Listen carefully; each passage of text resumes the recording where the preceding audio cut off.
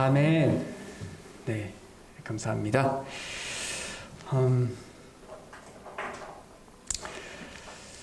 제가 이 사진을 보여드리면, 그러니까 아실 거예요. 이게 카타콤의 내부 사진입니다.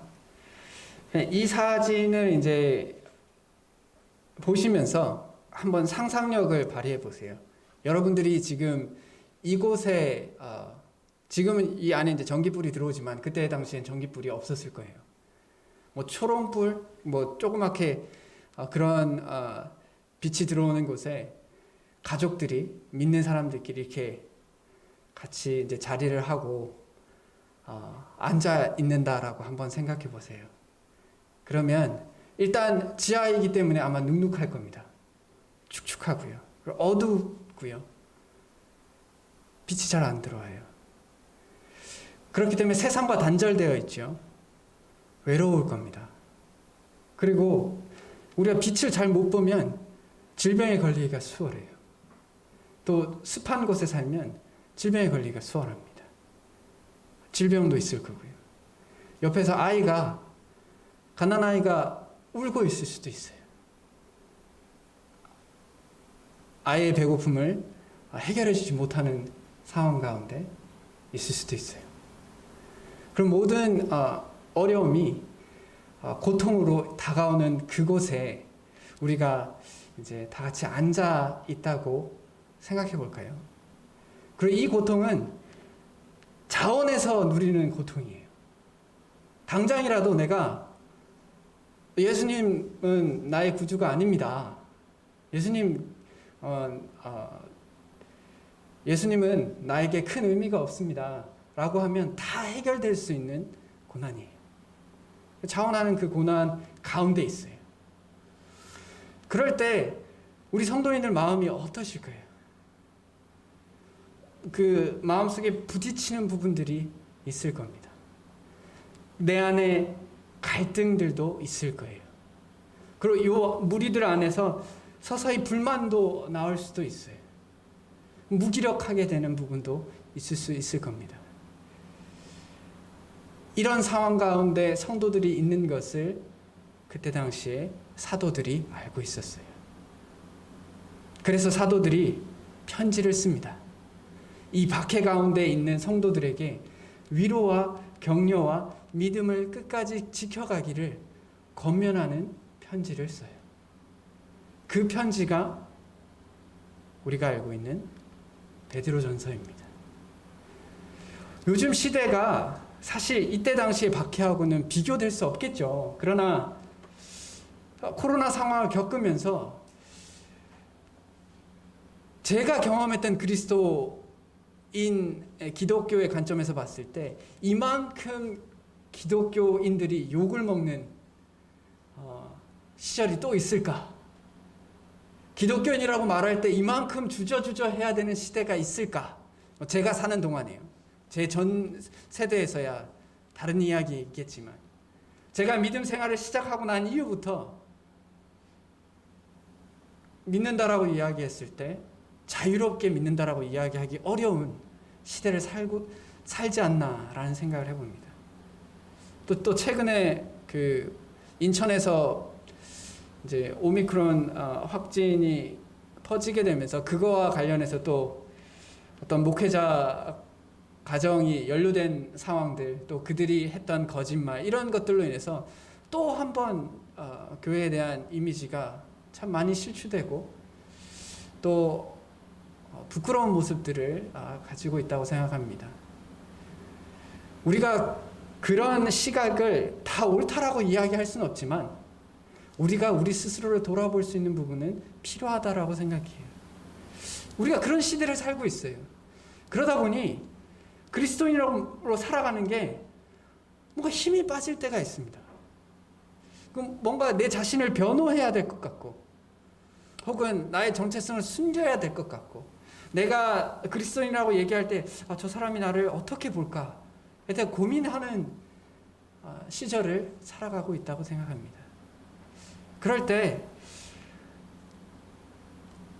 이 베드로가 박해받는 또 고통받는 그리스도인들에게 격려하기 위해서 쓴 이 베드로 전서가 지금 이 시대를 살아가는 우리에게도 힘이 될 수 있기를 원합니다. 오늘 베드로 전서 말씀 1장 1절에서 9절까지 말씀을 통해서 우리가 서로 격려 받을 수 있기를 원합니다. 찾으신 줄로 알고 봉독하도록 하겠습니다. 예수 그리스도의 사도 베드로는 본도, 갈라디아, 갑바도기아, 아시아와 비느디아에 흩어진 나그네 곧 하나님 아버지의 미리 하심을 따라 성령이 거룩하게 하심으로 순종함과 예수 그리스도의 핏부림을 얻기 위하여 택하심을 받은 자들에게 편지하노니 은혜와 평강이 너에게 더욱 많을지어다. 우리 주 예수 그리스도의 아버지 하나님을 찬송하리로다. 그의 많으신 긍휼대로 예수 그리스도를 죽은 자 가운데서 부활하게 하심으로 말미암아 우리를 거듭나게 하사 산 소망이 있게 하시며 썩지 않고 더럽지 않고 새하지 아니하는 유업을 있게 하시나니 곧 너희를 위하여 하늘에 간직하신 것이라. 너희는 말세에 나타내기로 예비하신 구원을 얻기 위하여 믿음으로 말미암아 하나님의 능력으로 보호하심을 받았느니라. 그러므로 너희가 이제 여러 가지 시험으로 말미암아 잠깐 근심하게 되지 않을 수 없으나 오히려 크게 기뻐하는도다. 너희 믿음의 확실함은 불로 연단하여도 없어질 금보다 더 귀하여 예수 그리스도께서 나타나실 때에 칭찬과 영광과 존귀를 얻게 할 것이니라. 예수를 너희가 보지 못하였으나 사랑하는도다. 이제도 보지 못하나 믿고 말할 수 없는 영광스러운 즐거움으로 기뻐하니 믿음의 결국 곧 영혼의 구원을 받음이라. 아멘. 이 베드로 전서는 네로 황제가 로마에 큰 화재가 난 이후에 그리스도인들에 대한 박해가 본격적으로 일어날 즈음에 하여 이 베드로 전서 편지를 썼습니다. 이 서신서를 이 소아시아 지역에 흩어져 있는 사람들에게 베드로가 격려하기 위해서 편지를 썼어요. 그의 표현을 보세요. 흩어진 나그네라고 표현하고 있습니다. 사실 이들이 흩어진 이유는 박해 때문에 흩어졌어요. 우리가 박해를 찾아다닐 필요는 없겠죠. 왜 우리가 고생을 찾아다니는 사람들은 아니다라고 생각해요. 그건 좀 이상하다고 생각합니다. 하지만 하나님의 믿음을 지키는 가운데 있을 때 우리의 환경이 우리를 박해 가운데 몰아넣을 때가 있다고 생각해요. 그럴 때 우리가 그 박해를 피해서 여러 고향을 떠나서 여러 지역으로 흩어지는 것을 보게 됩니다. 대한민국 우리 세대에서 그리스도인으로 인한 박해는 사실 체험하기가 참 어렵죠. 참 어렵습니다. 하지만 이때 당시에는 정말 믿음을 지킨다는 것 자체가 큰 희생을 강요되어지는 그런 시대였어요. 하나님을 믿는다는 건, 예수님을 믿는다는 건 정말 죽을 수도 있다라는 것을 염두에 두고 믿음을 고백하는 사람들이었어요.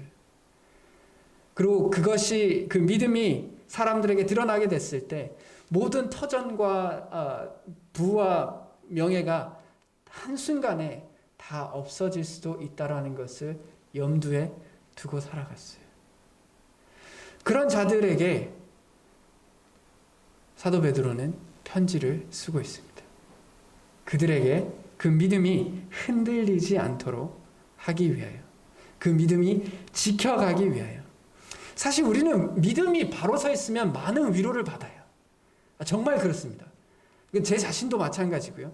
다른 사람들의 삶을 보아서도 마찬가지예요. 삶의 여정 가운데 힘들 때가 우리에게 많이 있어요. 근데 믿음이 굳건히 이제 자리 잡아 있을 때 그 안에서 위로를 발견하게 됩니다. 왜냐? 믿음이라는 것은 보이지 않는 것에 대한 증거예요. 지금 당장은 고통스럽지만 훗날에 있을 영광이 있다는 것을 말씀하고 있거든요. 그것을 믿으면 우리가 위로를 얻어요. 사실.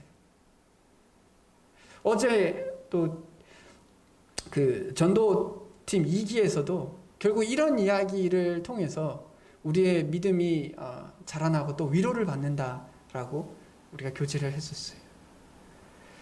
그래서 사도 베드로도 이것을 참 말할 수 없는 상황 가운데 처해져 있지만 그들이 위로를 얻을 수 있는 것은 결국 믿음이 단단해지는 거예요.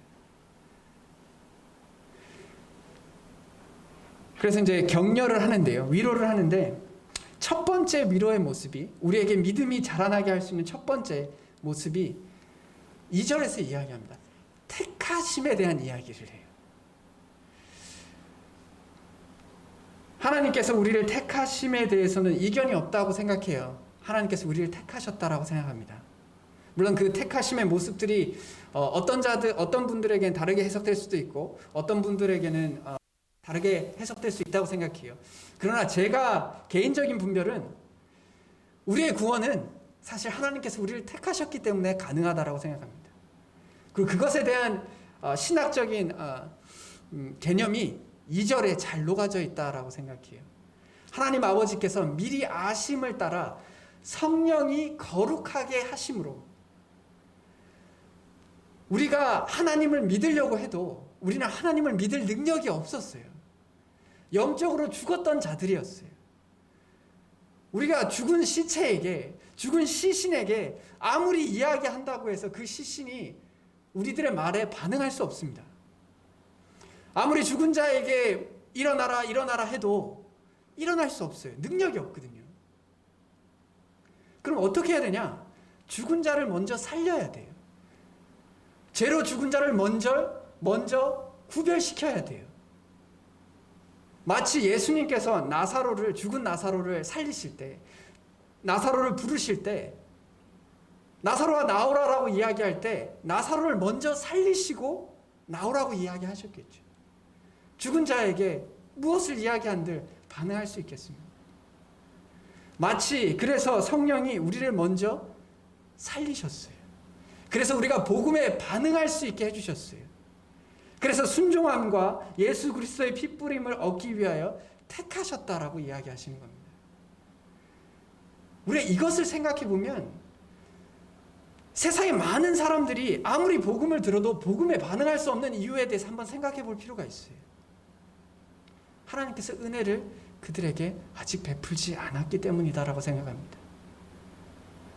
택하심을 받지 않았기 때문이다라고 생각해요.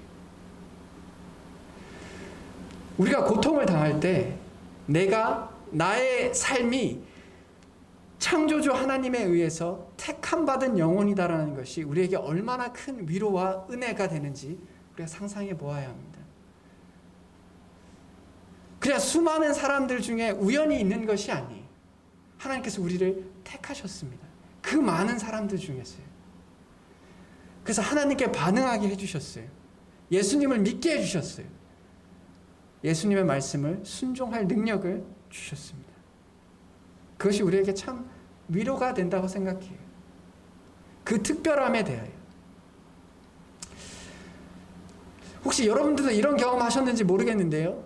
제가 대학교 때 그 고속버스를 타고 이제 다닐 때가 있어요. 이것저것 다닐 때가 있었는데, 이제 고속버스를 타면 이제 휴게소를 들리죠, 버스가.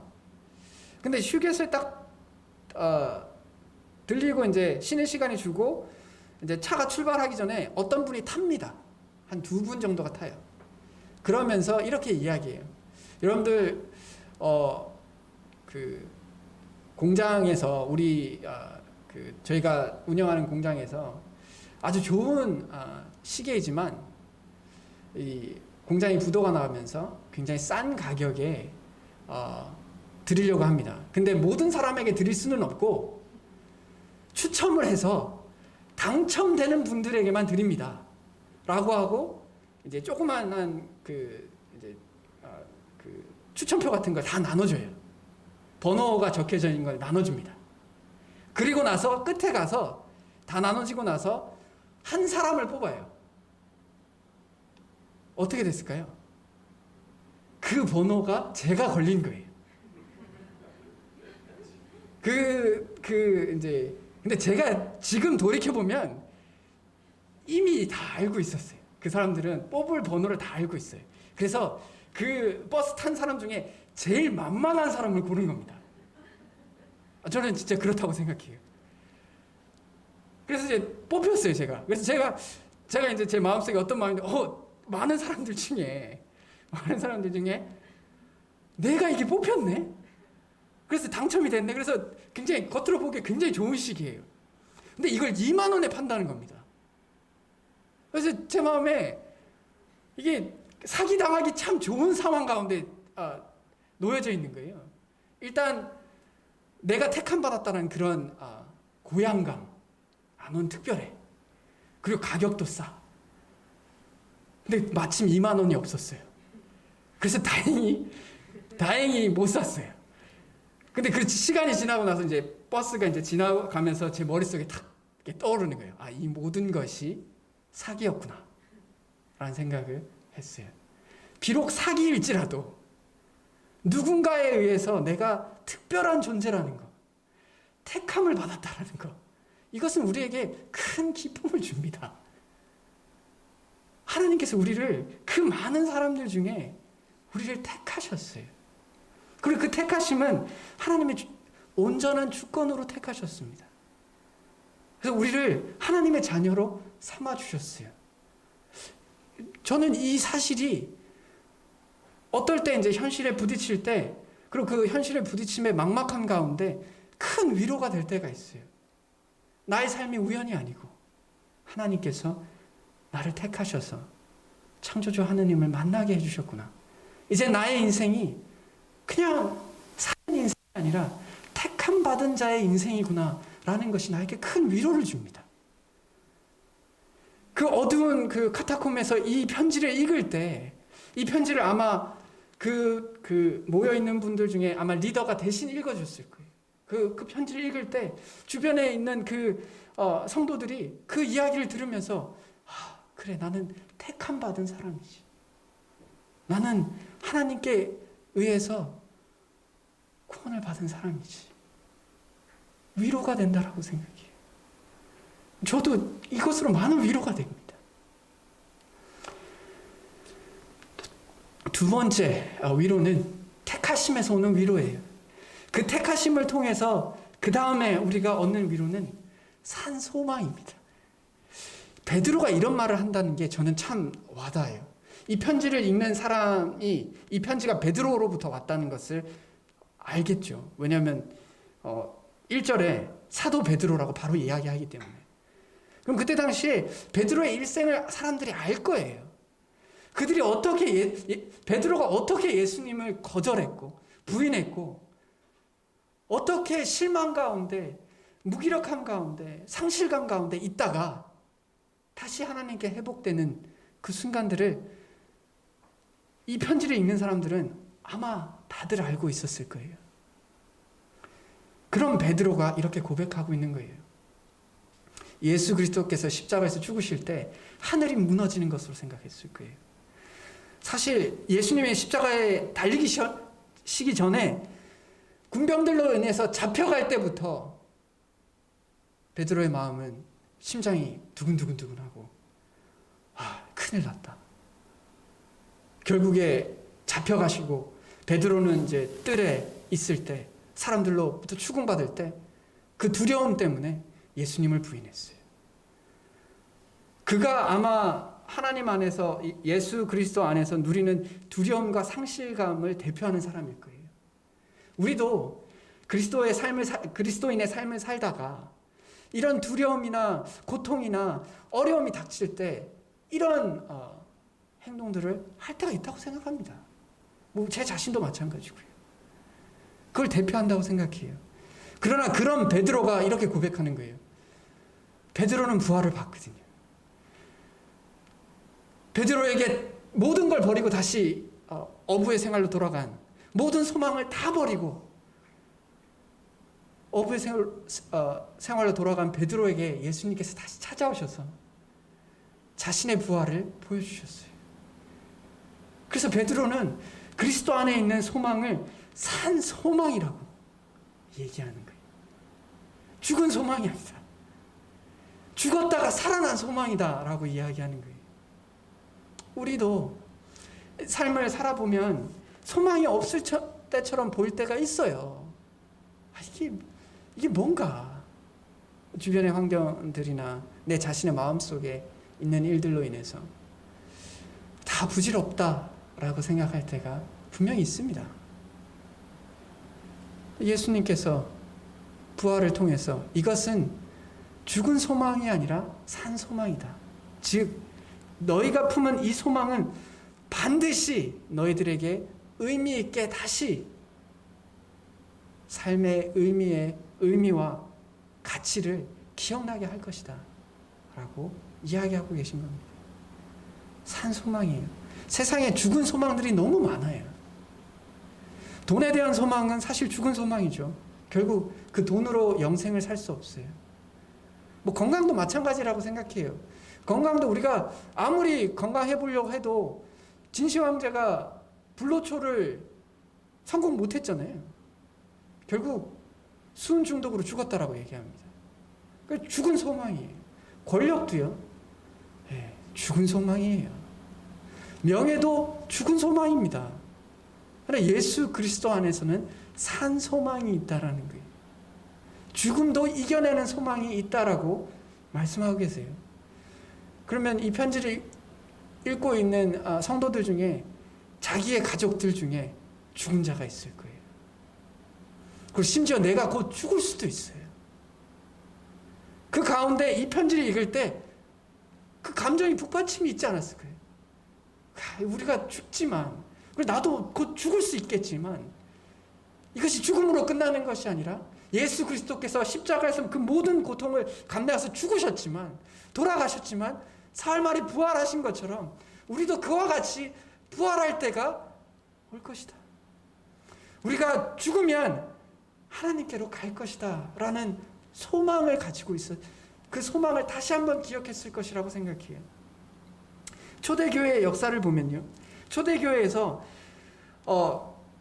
그 많은 박해에서도, 그리고 굉장히 극소수의 그리스도인이었어요. 그들이 어떻게 그 강대한 로마 제국의 박해로부터 이겨내고 결국엔 로마 제국의 국교가 되기까지 그 역사를 보면 이런 일들이 있었대요. 그때 당시에 보면 지금도 그렇지만 전염병이라는 게 있습니다. 많은 사람들이 과거에는 전염병으로 해서 많은 사람이 죽어갔어요. 그런데 이제 하나님을 믿지 않은 사람들은 가족 중에 전염병에 걸리거나 아는 사람들 전염병에 걸리면 그냥 내다 버려요. 왜냐? 안 그러면 자기도 죽으니까요. 근데 그 내다 버린 사람들을 누구가 치료해 주냐? 그리스도인들이 가서 치료해 주는 거예요. 데리고 와서 치료하는 거예요. 왜냐하면 그들에겐 죽음이 소망을 잃어버리는 것이 아니라 새로운 소망이라는 것을 알고 있었기 때문에 실제로 그렇게 해서 많은 사람들을 살리기도 하고, 흥미롭게도 그렇게 전염병을 돌본 사람들이 잘 안 죽는 거예요. 그리스도인들이. 그러니까 사람들이 그 모든 과정들을 겪어보면서 무언가가 있다. 그래서 사람들이 자꾸 그들의 사랑과 그들의 헌신과 그들의 믿음들에 자꾸 매력적으로 빠져드는 거예요. 나도 이런 삶을 살아야겠다. 그러면서 이제 신자가 계속 늘어나기 시작하는 겁니다. 죽여도 계속 이렇게 퍼져나가는 거예요. 그렇게 박해를 이겨낸 것이 기독교의 역사입니다. 왜냐? 이들에겐 정말 산 소망이 있거든요. 우리도 이런 소망을 가졌을 때 삶을 바라보는 시각이 조금씩 바뀐다라고 생각해요. 삶의 고통에 대한 무게가 상대적으로 가벼워진다고 생각해요. 절대적 고통이야, 어떻게 하게, 그건 변하지 않는다라고 생각해요. 근데 상대적 고통은 조금씩 가벼워지지 않나 생각을 해봅니다. 또 베드로가 소망을 주는 것은 이 모든 고난을 하나님의 시험이라고 이야기하고 있어요. 내가 이제 여러 가지 시험을 말미암아라고 이야기합니다. 이 고통을 그냥 고통으로 끝나지 않아요. 그리스도인에게 있어서는 고난이 그냥 고생이다 해서 끝나지 않는다라는 거예요. 시험이다라고 이야기합니다. 그리고 이 시험을 치고 나면 두 가지의 경우의 수가 있을 것 같아요. 하나는 자기 자신이 어떤 존재인지를 알게 돼요. 점수를 받아보면 우리가 학교에서 시험 쳐보잖아요. 내가 도대체 어떤 지식을 가지고 있고 어떤 능력을 가지고 있는지 바로 알게 됩니다. 그리고 또 시험을 쳐보면 내가 성장하고 있는지 아닌지를 알 수 있어요. 시험은 우리에게 성장을 줍니다. 그래서 두 가지 경우의 수가 있습니다. 이 코로나 상황이 주님께서 우리에게 주신 시험이라면 이 시험을 통해서 우리는 우리의 현 주소를 알게 돼요. 나의 믿음이 어디에 있는지, 내가 도대체 어떤 믿음을 가지고 있는지 알게 됩니다. 그리고 그 과정들을 통해서 우리의 믿음이 성장해 가는 것을 보게 돼요. 그리고 그 시험을 통해서 우리에게 무엇이 주어지는지에 대해서 성경은 이야기하고 있습니다. 많은 사람들이 기독교를 믿는 것이 또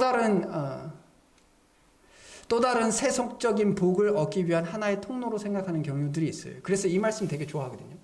아브라함은 반드시 크고 강한 나라를 이룰 것이며 땅 위에 있는 나라마다 그로 말미암아 복을 받게 될 것이다. 이 말씀 되게 좋아할 거예요.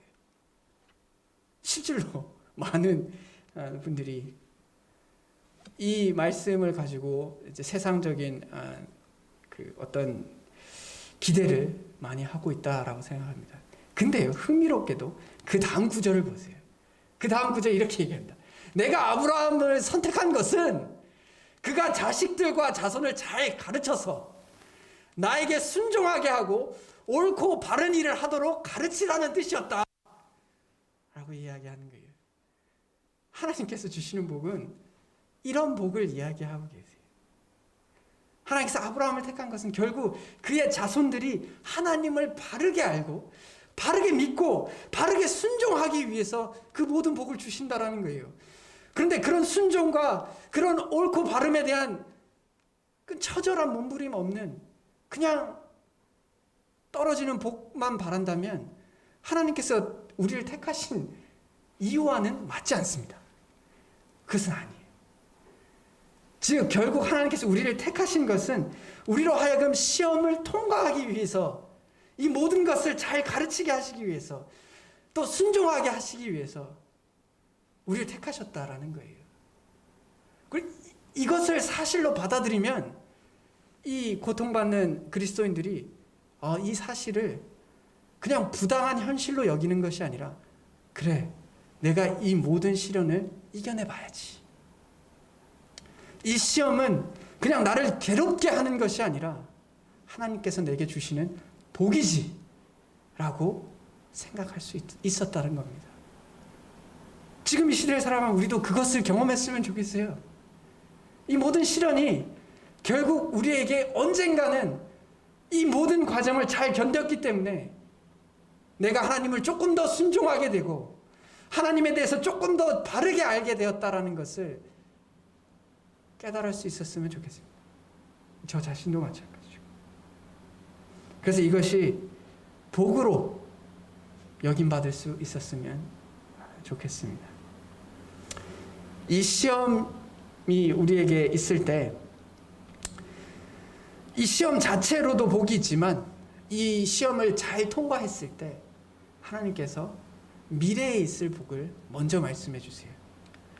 7절에 이야기하는 것처럼 여러분의 믿음을 단련해서 금보다 더 귀한 것. 그러니까 이 말씀은 결국 이제 우리가 금을, 불순물을 다 제거해요. 그리고 정말 깨끗하게 아주 순금으로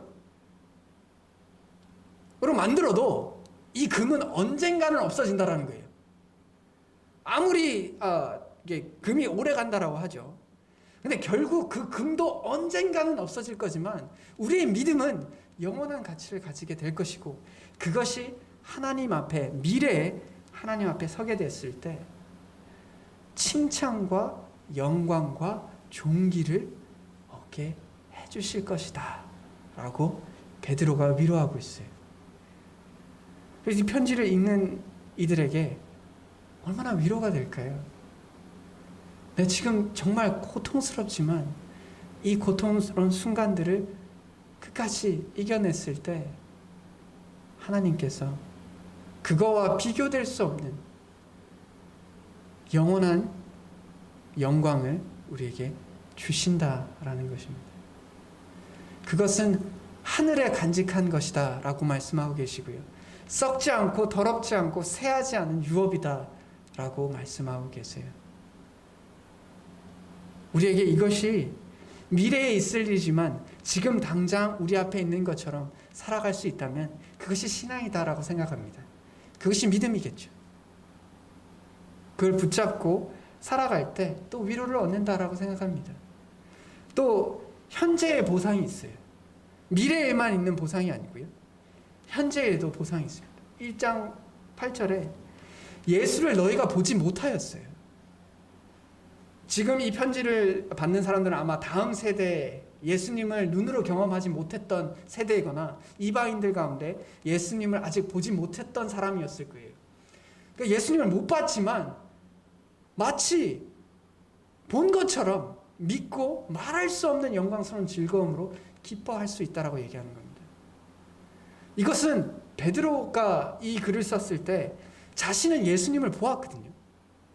예수님이 얼마나 자신에게 존귀한 분이시고 그분을 생각만 하면 얼마나 가슴이 뛰는지는 베드로는 알고 있었어요. 근데 지금 박해받고 있는 성도들은 예수님을 실질로 경험하지는 못했어요. 그러나 이 믿음을 지켜갈 때 그 믿음이 이들에게서 자라나면 자라날수록 우리가 보지 못한 예수님을 더 가깝게, 더 인격적으로 만나게 되는 것을 발견하게 됩니다. 정말 사랑하는 존재가 돼요. 하나님 당신을 정말 사랑합니다. 다른 것이 없어도 당신으로 인해서 내가 기쁠 수 있습니다. 이것이 현재 누릴 수 있는 보상이에요. 그래서 예수님께서도 이렇게 말씀하시거든요. 너는 나를 본 거로 믿느냐? 도마에게 하는 말이죠. 보지 못하고 믿는 자들은 복되다. 우리에 대한 이야기예요. 그리고 실질로 그때 당시에 예수님을 보지 못하지만 믿었던 자들에게 예수님께서 하신 말씀이에요. 너희가 나를 보지 못하고도 나를 마치 본 것처럼 믿느냐? 니네가 정말 복받은 사람들이다. 우리에게도 마찬가지고요. 근데 이것이 믿음이에요. 히브리서에서 우리가 알듯이 믿음은 바라는 것들의 실상이죠. 보이지 않는 것들의 증거예요. 우리는 보는 것을 믿는다라고 이야기하지 않습니다. 보는 것은 그냥 우리가 누리고 취하죠. 믿음은 보이지 않는 것들에 대한 것이에요. 우리 이것을 붙잡고 살아가야 된다라고 생각해요. 세상은 자꾸 보이는 것을, 안목의 정욕을 자랑하게 만들죠. 그리고 자꾸 유혹해요. 네가 이거 보이지? 이거 정말 아름답잖아. 요거 하면, 요걸 가지면 혹은 요걸 누리면 정말 좋을 거야. 라고 계속해서 이야기하고 있을 거예요. 근데 우리의 믿음은 다른 길을 가는 겁니다. 말씀을 믿고 우리가 눈으로 볼 수는 없지만 믿음으로 예수님을 인정하고 하루하루 범사의 그를 경험하면서 살아가는 것이다 라고 생각해요. 그래서 저는 이 베드로가 그들을 위로한 것은 결국 이런 거예요. 그냥 가벼운 이제 위선적인 위로의 말이 아니었어요. 제가 어떤 글을 읽다가 이런 글이 있더라고요. 그 사람이 이제 고통 가운데 있을 때 위로하는 말로 해서는 안 되는 말들이 있다라고 하더라고요. 그래서 제가 한번 읽어드릴게요. 별일 아니야. 걱정하지 마. 이런 말 하면 안 된대요. 왜냐? 듣는 사람은 이게 별일이 아니거든요. 아니, 이게 별일이거든요. 제가 최근에 사실 그걸 겪었어요. 제가 어떤 분에게 이제 이렇게 이야기하진 않았는데, 이런 과정을 통해서 또 쉼이 있지 않을까요? 이렇게 얘기하고 이제 하다가 결국 이제 그분이 하시는 말이 그 모든 일이 자기 일이 아닐 때는 그렇게 얘기할 수 있다. 라고 얘기하는 거예요. 사실 동의가 되더라고요. 그 말 듣더니 그렇지. 정말 내일이라면 이렇게 쉽게 얘기할 수 있을까? 라는 생각이 들었어요. 또 다른 말, 진정해. 너 같으면 진정하겠나? 괜찮아, 다 잘 될 거야. 네가 어떻게 알아 그걸? 다 잘 될지. 이런 이야기들은 사실 위로를 듣는 입장에서 위로가 안 된다라는 거예요. 그러나 베드로가 하는 위로는 그게 아니에요. 우리가 가지고 있는 믿음을 붙잡고 가자. 이 모든 것이 우리에게 다 지금 당장 문제를 해결해 주진 않지만 우리가 바라는 것은 이 생에서의 삶의 전부가 아니라, 그것이 전부가 아니라 하늘나라의 것을 소망하고 바라고 그것이 우리에게 이루어질 것이다라는 그 믿음을 붙잡고 살아가라는 것입니다. 이것이 우리에게 위로가 될 수 있었으면 좋겠어요. 그래서 제가 누군가를 위로할 때 고민이 될 때가 있어요. 결국 이런 위로는 하나님이 우리에게 의미 있을 때만 이것이 위로가 되거든요. 안 그런가요? 하나님이 나에게 정말 소중한 분이 되셔야지만, 그리고 말씀이 우리에게 어떤 가치를 누려야지만 이런 말들이 우리에게 위로가 돼요. 근데 말씀에 대한 가치가 없고 하나님에 대한 소중함이 없을 땐 사실 이 말이 무슨 의미가 있겠어요? 우리에게 믿음이 더욱더 자라나는 것이 우리에게 위로라고 생각합니다. 베드로는 이렇게 얘기하죠. 믿음의 결국 곧 영혼의 구원을 받음이라 라고 말씀하십니다. 우리의 구원은 결국 우리의 믿음을 통해서 우리가 구원을 받습니다. 모든 어려운 가운데서 우리가 하나님을 의지하고 살아갈 때 그것이 우리의 구원이다 라고 생각합니다.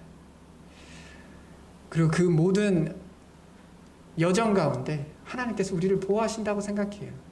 믿음으로 말미암아 하나님의 능력으로 보호하심을 받았다라고 고백합니다. 우리를 보호하세요. 우리의 믿음을 하나님께서 보호해 주시고 하나님을 믿음으로 인해서 하나님께서 우리를 지켜주세요. 결코 우리를 홀로 내버려 두시지 않습니다. 이것을 통해서 이 시대를 살아갈 때 혹 우리에게 어려움이 찾아올 수 있지만 박해받던 성도들이 그 카타콤에서 위로를 받았던 것처럼 우리도 위로를 받을 수 있기를 바랍니다. 다 같이 기도하겠습니다. 기도해 주십시오.